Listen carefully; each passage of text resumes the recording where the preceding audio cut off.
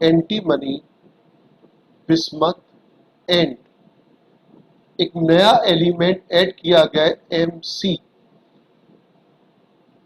This is known as moscovium या मॉस्कोबियम।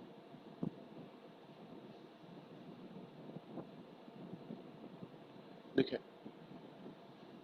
इस group के अंदर जैसा कि आप देख पा रहे हैं टोटल एलिमेंट्स कितने हैं 6। ये जो नया एलिमेंट रिसेंटली डिस्कवर हुआ है उसको भी इसके अंदर इंक्लूड कर दिया गया है। अगर आप एटॉमिक नंबर की बात करोगे तो नाइट्रोजन लिखते जाइएगा, nitrogen atomic number 7, phosphorus 15, arsenic 33 और अगर एंटीमनी के लिए आप ऐड करोगे तो 33 को आप 18 में ऐड कर दीजिए तो ये टोटल आ जाएगा 8 3 11 3 4 5 51 atomic number of antimony, bismuth for 83 और 83 में अगर आप ऐड कर दें 32 और तो ये आपके पास हो जाएगा कितना 115। तो मॉस्कोबियम में एटॉमिक नंबर कितना होगा 115।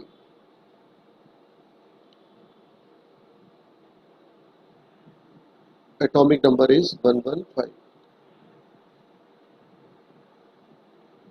लिखें there general electronic configuration is NS2 NP5 sorry general electronic configuration is NS2 NP3।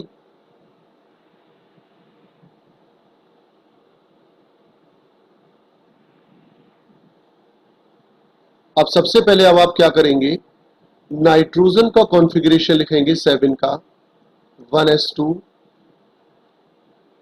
2s2 and 2p3। अब बाकी के कॉन्फ़िगरेशन को पूरा लिखने की कोई आवश्यकता नहीं है आपको। आप चाहे तो अगर आपके पास एक्स्ट्रा टाइम हो तो कर सकते हैं, लेकिन अब आप डायरेक्ट करें 15 फॉस्फोरस 1s2 और फिर लास्ट में आ जाएगा आपके पास 3s2 3p3। इसी तरीके से अगर आप बात करेंगे आर्सेनिक की, आर्सेनिक 33, तो आर्सेनिक 33 के केस में कॉन्फ़िगरेशन हो जाएगा 1s2 2s2 से लेकर आगे तक 4s2 4p3। अब आप एक काम करिए लास्ट मॉस्कोबियम का भी इलेक्ट्रॉनिक कॉन्फ़िगरेशन लिख दीजिए। तो मॉस्कोबियम का अगर आप कॉन्फ़िगरेशन लिखते जाएंगे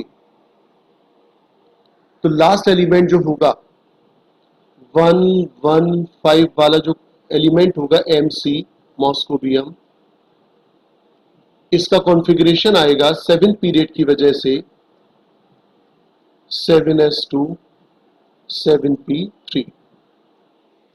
तो इस तरीके से आप इनके कॉन्फ़िगरेशन को लिखेंगे। तो ये था इस चैप्टर का इंट्रोडक्शन। अब आप लिखें हेडिंग डालें जहां भी आपको लगे कि मेरी स्पीड में चेंजेस आ रहे हैं और आपको देखने में दिक्कत हो रही है मेरे को तुरंत इन्फॉर्म करें, क्योंकि जिस तरह से आप लोग न्यू है इस टेक्नोलॉजी के लिए हम भी न्यू है, इसलिए आप लोग तुरंत मेरे को अपडेट कर दिया करें।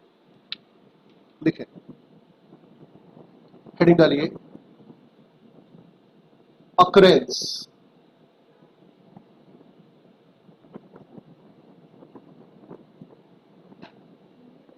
अकरेंस लिखिए मेरा चश्मा दे रहे हैं। अगर हम सबसे पहले नाइट्रोजन की बात करें, रेड वाला अकरेंस की बात करें तो सबसे पहले दो इंपॉर्टेंट रूट नाइट्रोजन के हमारे पास आते हैं बेटे। सबसे पहले आता है NaNO3 और नंबर 2 आता है हमारे पास KNO3, sodium nitrate and potassium nitrate. इन दोनों के नेम थोड़ा ध्यान रखिएगा। This is known as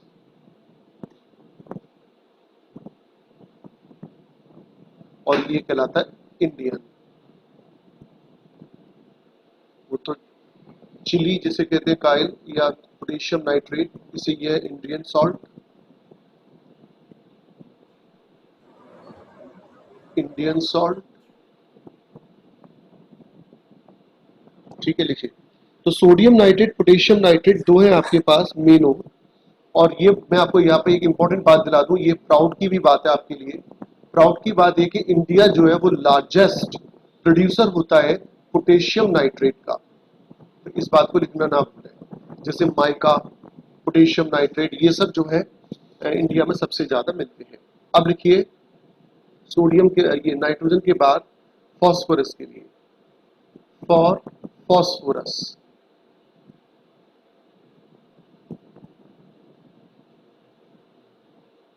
phosphorus के अगर हम इंपॉर्टेंट अकरेंस की बात करेंगे तो लिखें major amount of phosphorus, major amount of phosphorus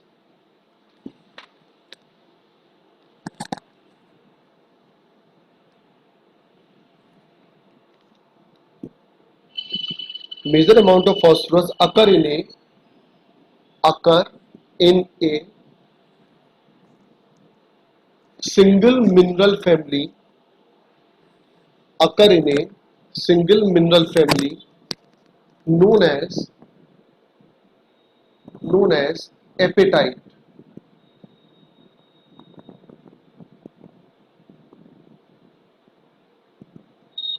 जब भी कोई भी शब्द आए एपेटाइट, तो ये आप समझ लीजिए कि ये किसको इंडिकेट कर रहा है, फॉस्फोरस को। तो एपेटाइट शब्द आता है फॉस्फोरस के मिनरल्स के लिए, विच है जनरल फॉर्मूला,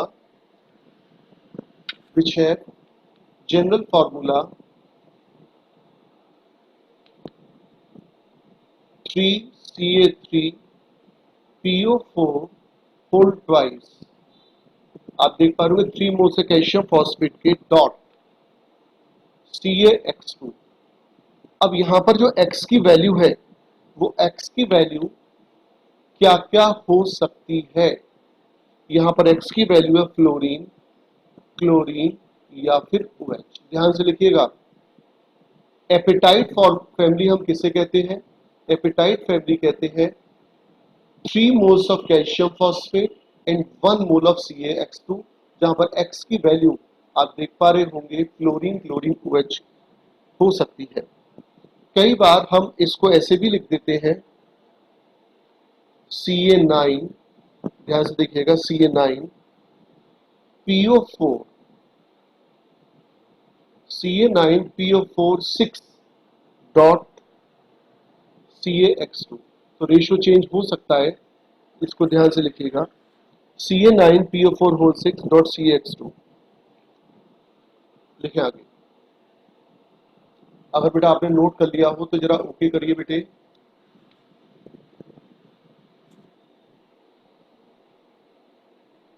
ठीक है, ठीक है, थैंक यू। हाँ देवस, अगर मेरी आवाज़ क्लियरली आ रही है और सब कुछ हो गया तो बेटा जरा एक बार आप एक बार और थंब इम्प्रेशन दे दें, बोल के बता दीजिए।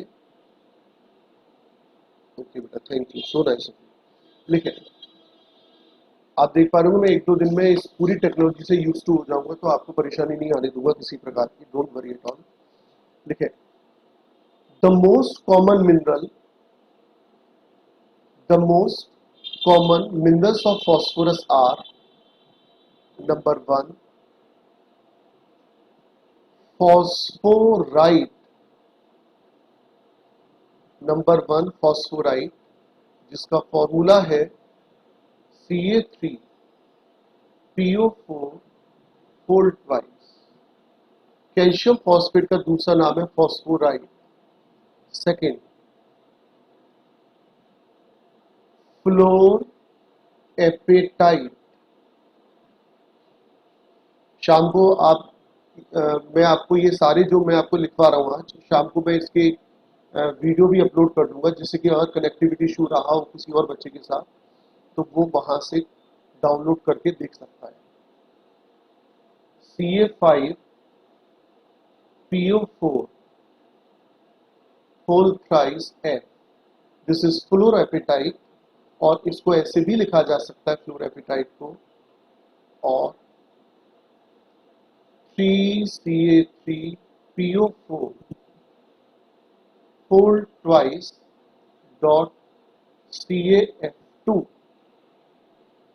इसको मैं ऐसे भी लिख सकता हूं।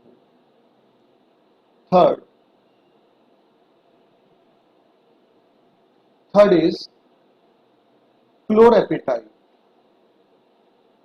क्लोरेपिटाइट का फॉर्मूला आप स्वयं लिखने का प्रयास करें। कैसे लिखेंगे क्लोरेपिटाइट? Ca5PO4 whole thrice Cl। ये जो मैंने आपको यहाँ फॉर्मूला लिखा, ये कभी नहीं आया एग्जाम में, लेकिन जब भी एग्जाम में मैंने क्वेश्चन देखा है तो इस वाले पैटर्न पे मैंने एग्जाम में क्वेश्चन देखा है। क्या क्वेश्चन देखा है? 3Ca3PO4 होल ट्वाइस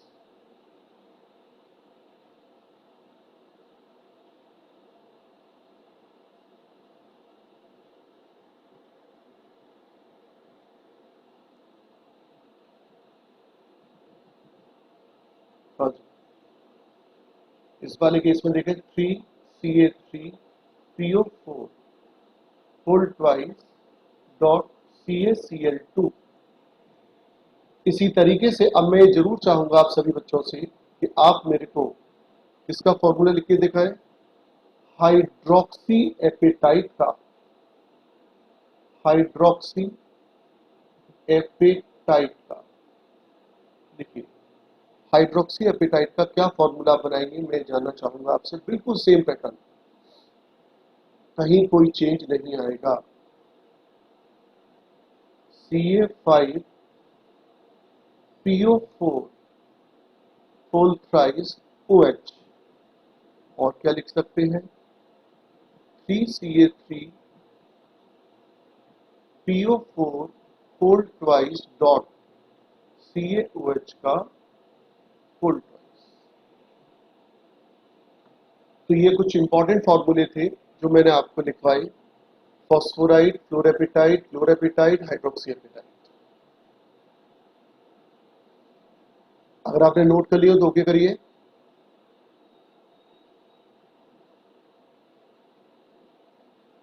हाँ ठीक है, ये जितना भी मैं लिख रहा हूँ इस व्हाइट बोर्ड पर, ये सब रिकॉर्ड हो रहा है ऑलरेडी और आपको अवेलेबल हो जाएगा बच्चों। हाँ जी लिखिए, नेक्स्ट लाइन से लिखे the elements arsenic, antimony and bismuth are not very abundant in nature। Nature में कोई ज्यादा अमाउंट में नहीं मिलते।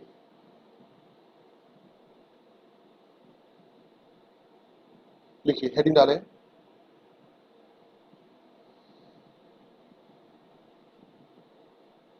General characteristics, general characteristics of 15th group elements. 15 group elements की जनरल कैरेक्टरिस्टिक्स। यहां मैं आपको ये बताना चाहूंगा जनरल कैरेक्टरिस्टिक दिखाते समय कि 15 ग्रुप एलिमेंट्स को, वही ब्रैकेट में लिख दीजिएगा, 15 ग्रुप एलिमेंट्स को निकोजेंस कहा जाता है। ब्रैकेट में लिख दीजिए, निकोजेंस का मतलब सफोकेटिंग। सफोकेटिंग का मतलब यह है कि अगर इनकी या इनके कंपाउंड्स की कॉन्सेंट्रेशन एयर में ज्यादा हो जाए तो ये सफोकेशन कॉज करते हैं, सांस लेने में दिक्कत करते हैं। तो ध्यान रखिएगा, pnictogens are known as suffocating. देखिए, कैरेक्टरिस्टिक नंबर 1 जो मैं ऑलरेडी आपको करा चुका हूं, फिर भी दोबारा लिख लीजिए, इलेक्ट्रॉनिक कॉन्फ़िगरेशन। क्या है बच्चों? NH2 NP3। Characteristic number B लिखे, physical properties,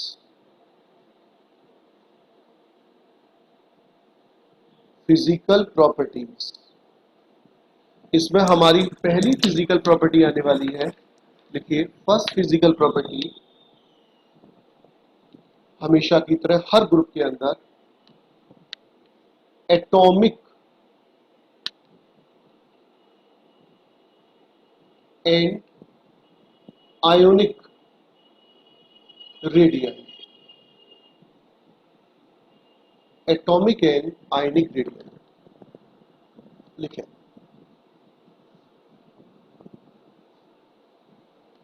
the atomic and ionic radius of 15th group elements, the atomic and ionic radii of 15 group elements are lower,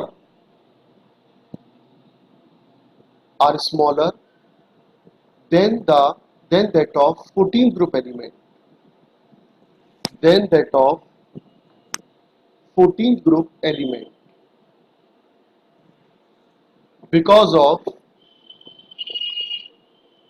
of increase in nuclear charge,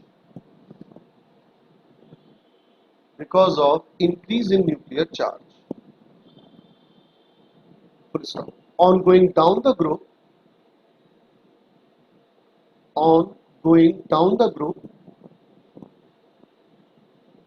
both atomic and ionic radii increases. Both atomic and ionic radii increases. देखो बच्चों, periodic table की basic knowledge कहती है कि जब हम left से right की तरफ जाते हैं तो atomic radii and ionic radii दोनों ही डिक्रीज होती है, और उसकी वजह साफ है कि लेफ्ट टू राइट जाने पर नंबर ऑफ शेल सेम रहती है लेकिन न्यूक्लियर चार्ज बढ़ जाता है। इसलिए हमने जो कंपैरिजन किया वो इमीडिएटली जो पहले फैमिली आई थी 14th ग्रुप और ये 15th ग्रुप, तो 15th ग्रुप की और 14th ग्रुप में 14th ग्रुप की एटॉमिक रेडियाई ज्यादा होगी 15th ग्रुप से, क्योंकि 15th ग्रुप के केस में न्यूक्लियर चार्ज यानी कि प्रोटॉन्स का नंबर ज्यादा है। एक तो ये वाली बात आ गई। दूसरा ये कि हमने ये देखा कि जब हम नाइट्रोजन से मस्कोबियम की तरफ आएंगे तो डाउन द ग्रुप जाने पर नंबर ऑफ शेयर्स बढ़ते जाएंगे और atomic and ionic radii increase होती चली जाएगी। अब इसमें मैं आपको कुछ जो वैल्यूज दिखा रहा हूं वो ध्यान से देखिएगा। लिखे, nitrogen, phosphorus, arsenic, antimony, bismuth, और यहां मैं लिख रहा हूं नाइट्राइड, फॉस्फाइड, आर्सेनाइड, स्टीबिन का। अच्छा, यहाँ स्टीबिन के केस में मैं आपको बता दूं, यहाँ पर एनाइन बनाने की बजाय केटाइन बनाने की ज्यादा टेंडेंसी होती है, इसलिए मैं यहाँ पर इसका इंपॉर्टेंट केटाइन एंटीमोनियम आयन ले रहा हूँ और यहाँ पर बिस्मुथेनियम आयन ले रहा हूँ केटाइनिक फॉर्म में, क्योंकि डाउन द ग्रुप जाने पर इलेक्ट्रोनेगेटिविटी घटती जाती है तो एनाइन की बजाय केटाइन बनाने की टेंडेंसी बढ़ती जाती है। रिपीट कर रहा हूँ, डाउन द ग्रुप जाने पर इलेक्ट्रोनेगेटिविटी घटती जाती है, इलेक्ट्रॉन लेने की टेंडेंसी घट जाती है, इसलिए मैंने यहाँ पर इंपॉर्टेंट केटाइन की आयनिक रेडियाई दिखाई है। नाइट्रोजन की अगर मैं बात करूं तो आप देखिएगा ये 70 पिकोमीटर है। फॉस्फोरस के केस में it is 110 picometre, 121 picometre, 141 picometre and 148 picometre. और नाइट्राइड के केस में अगर आयनिक रेडियाई की बात करें तो 171, 212, 222, this is 76 picometer and it is 103 picometer. मैं ये बिल्कुल नहीं कहूंगा कि आप इन रेडियाई को याद करें या एटॉमिक साइज को याद करें, मैं तो सिर्फ आपको ये जरूर बताना चाहूंगा कि आप इस चेंज को भी महसूस करा करिए कि एक एनाइन की रेडियस और एक न्यूट्रल एटम की रेडियस में कितना फिनोमिनल चेंज आया है। इसके अलावा मैं ये जरूर चाहूंगा कि सक्सेसिव एलिमेंट की एटॉमिक रेडियाई के बीच की गैप को कोशिश करिए समझने की। एंटीमनी से बिस्मथ की तरफ आते समय लेंथेनॉइड कॉन्ट्रैक्शन हो गया होगा, इसलिए बहुत ज्यादा चेंजेस नहीं आए हैं यहाँ पर। बाकी सब जगह यूजुअल चेंजेस हैं, वो आप देख लीजिएगा। तो आप ध्यान दें, सिर्फ आपको ये बताना है कि डाउन द ग्रुप जाने पर आयनिक रेडियाई एटॉमिक रेडियाई बढ़ती जाती है। ये दो मैंने आपको अलग केस कराए कैटाइंस वाले। लिखे, नोट कर लीजिए।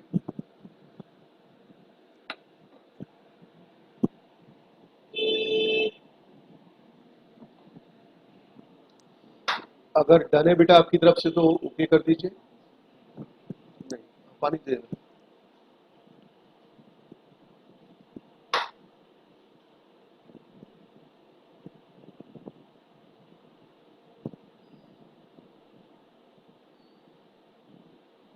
आप वो ना थंब वाला साइन दे दिया करो, तो उससे मैं समझ जाता हूँ बच्चों।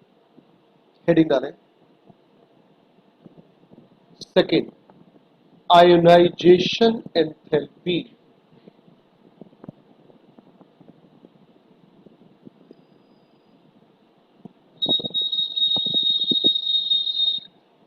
देखिए, नाइट्रोजन फैमिली की आयोनाइजेशन एंथैल्पी बहुत स्पेशल वेटेज रखती है, और स्पेशल वेटेज की वजह बिल्कुल साफ है। क्या वजह है बच्चों? वजह है हाफ फील्ड स्टेबिलिटी। जैसे मैं यहां पर लिखूं 14th ग्रुप एलिमेंट, तो उसका कॉन्फ़िगरेशन आता है NH2Np2। 15th लिखूं तो उसका कॉन्फ़िगरेशन आएगा NH2Np3। और ये कोई स्पेशल आपको फीचर यहां दिख रहा होगा, feature of half field stability.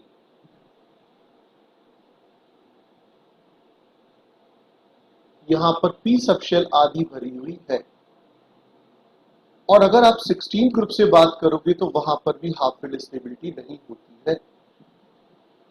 तो जैसे 14 ग्रुप का मैंने मेंबर लिखा कार्बन, इसका नाइट्रोजन, इसका ऑक्सीजन, तो आप बिलीव करिए कार्बन से ज्यादा होगी नाइट्रोजन की आयनाइजेशन एनर्जी और नाइट्रोजन की ज्यादा होगी ऑक्सीजन से, just because of half field stability. आप देख पा रहे होंगे कि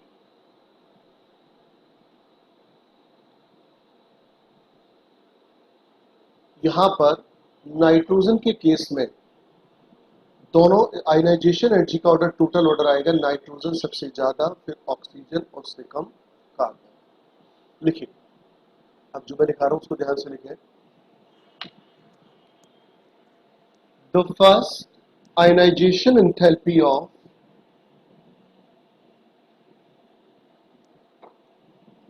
the first ionization enthalpy of 15th group elements are higher than the corresponding member of are higher than that of corresponding member of 14th group and that of 16th group and that of 16th group, full stop। अब यहां पर जो आपने अभी लिखा है वो, ये पहले तो ये बोर्ड जो व्हाइट बोर्ड पे मैंने लिखा हुआ है उसे नोट करिए सबसे पहले, फिर मैं आगे लिखाऊंगा।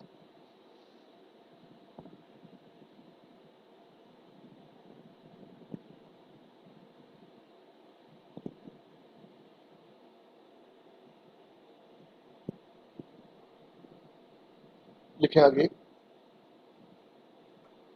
In case of nitrogen family, in case of nitrogen family,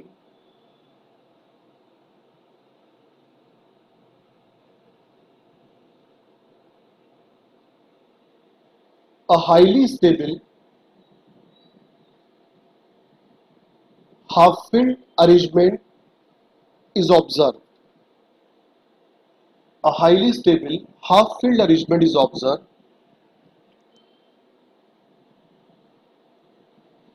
That's why ionization enthalpy of N greater than that of O. मतलब पूरी फैमिली की बात हो रही है, greater than that of O.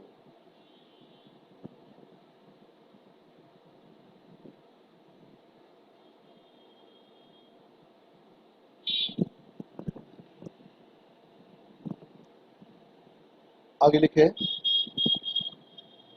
On moving top to bottom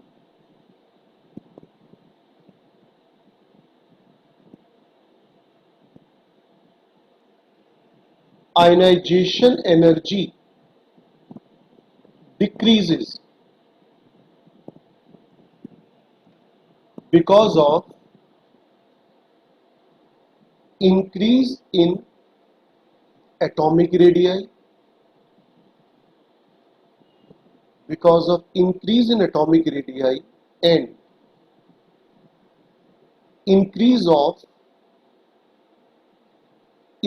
screening effect, increase of screening effect.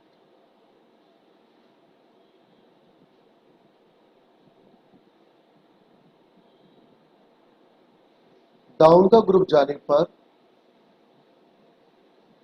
Number of shares बढ़ जाएंगी, screen बढ़ जाएगी आउटर मोस्ट इलेक्ट्रॉन के सामने, जिससे कि इस पर फोर्स ऑफ अट्रैक्शन न्यूक्लियस का काफी कम लगेगा, जिसकी वजह से साइज बढ़ जाता है, जिसकी वजह से साइज बढ़ जाता है, आयनाइजेशन एनर्जी कम हो जाती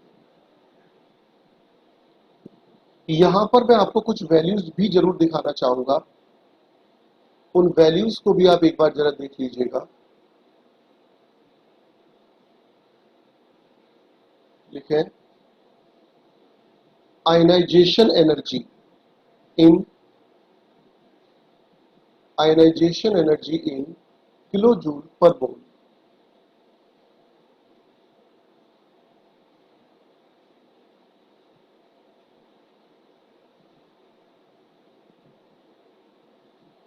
N phosphorus, arsenic, antimony, bismuth. जो मॉस्कोबियम है उसके बारे में हमारी अभी कोई ज्यादा नॉलेज नहीं है, रिसेंटली डिस्कवर्ड है, वो भी उसकी जो लाइफ है वो नैनो सेकेंड्स तक है, तो बहुत ज्यादा नॉलेज तो अभी हमें है नहीं है।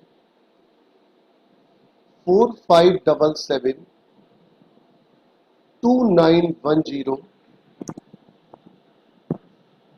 2736 and 2443 and 2466. See this and this. Down the group जाने पर एंटीमनी से बिस्मथ की तरफ जाते समय थोड़ा सा एबनॉर्मलिटी ऑब्जर्व होती है यहां पर, और उसकी वजह मैंने आपको थोड़ी देर पहले बताई थी, लेंथेनॉइड कॉन्ट्रैक्शन इससे पहले आके चुका होता है, उसकी वजह से हल्का सा न्यूक्लियर चार्ज बढ़ जाता है और आयनाइजेशन एनर्जी हल्की सी एबनॉर्मलिटी शो करती है। डी ब्लॉक एफ ब्लॉक में आप जरूर पढ़ोगे लेंथेनॉइड कॉन्ट्रैक्शन। तो ओवरऑल अगर आप देखें तो नाइट्रोजन की आयनाइजेशन एनर्जी बहुत फिनोमिनली ज्यादा है। मैं ये नहीं कह रहा कि आप इन वैल्यूज को याद करिए, मैं आपको सिर्फ चेंज दिखा रहा हूं, ये सब आपके पास एनसीईआरटी में अवेलेबल जरूर होगा। लिखें physical property number 3, electronegativity.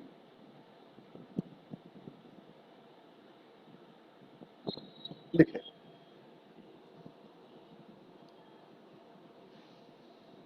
their electronegativity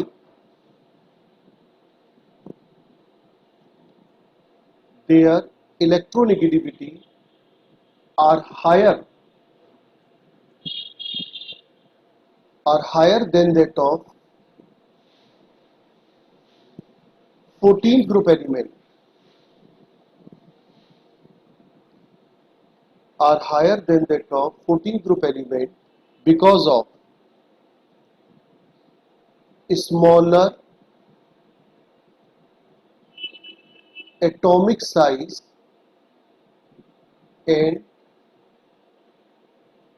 greater nuclear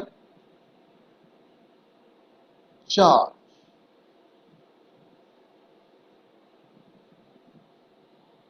कहने का मतलब ये है कि जैसे कार्बन की इलेक्ट्रोनेगेटिविटी आप सभी जानते हैं 2.5 होती है, नाइट्रोजन की इलेक्ट्रोनेगेटिविटी 3 होती है।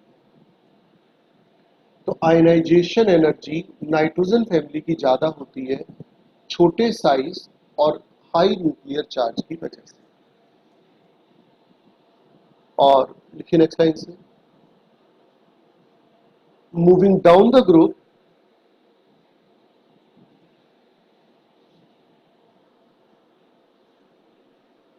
moving down the group, it start decreasing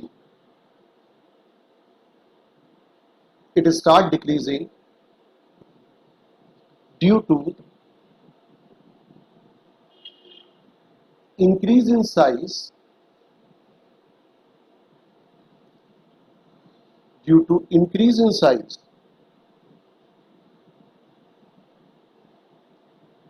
अगर आप इलेक्ट्रोनेगेटिविटी का ऑर्डर देखें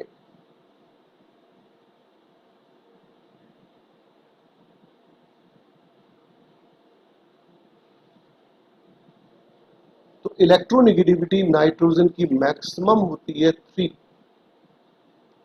फास्फोरस 2.1, देन 2, उसके बाद ऑलमोस्ट इनसिग्निफिकेंट हो जाती है, दोनों की ऑलमोस्ट इक्वल हो जाती है। तो मैं तो ये जरूर चाहूंगा कि आप इन दोनों इलेक्ट्रोनेगेटिविटी को तो जरूर याद करें। लास्ट के मेंबर्स के केसेस में सभी ग्रुप में एबनॉर्मलिटी आती ही है। उसकी वजह एफ ब्लॉक एलिमेंट की जो एफ ऑर्बिटल होती है या जो एफ सबशेल होती है उसकी वजह से लेंथेनॉइड कॉन्ट्रैक्शन होता है और वहां पर लास्ट के मेंबर्स में हमेशा एबनॉर्मलिटी आती है। यहां पर मैं जरूर आपको बताना चाहूंगा एक एक्स्ट्रा बात, ऐसा पहले पास्ट ईयर में क्वेश्चन आया है कि किन एलिमेंट्स की इलेक्ट्रोनेगेटिविटी बराबर होती है। हाइड्रोजन की इलेक्ट्रोनेगेटिविटी भी 2.1 होती है, सिमिलर टू फास्फोरस। तो ये आप इन बातों को ध्यान रखिए।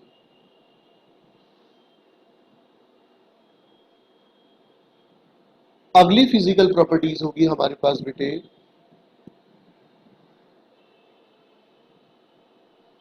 Metallic character.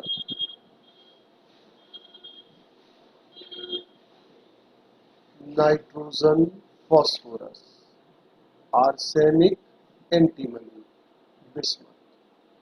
अगर आप ध्यान से देखो यहां पर तो अकेला बिस्मथ ही मेटल है। शुरू के दो मेंबर परफेक्ट नॉन मेटल्स हैं और ये दोनों इन दोनों के बीच की कैटेगरी होगी कौन सी?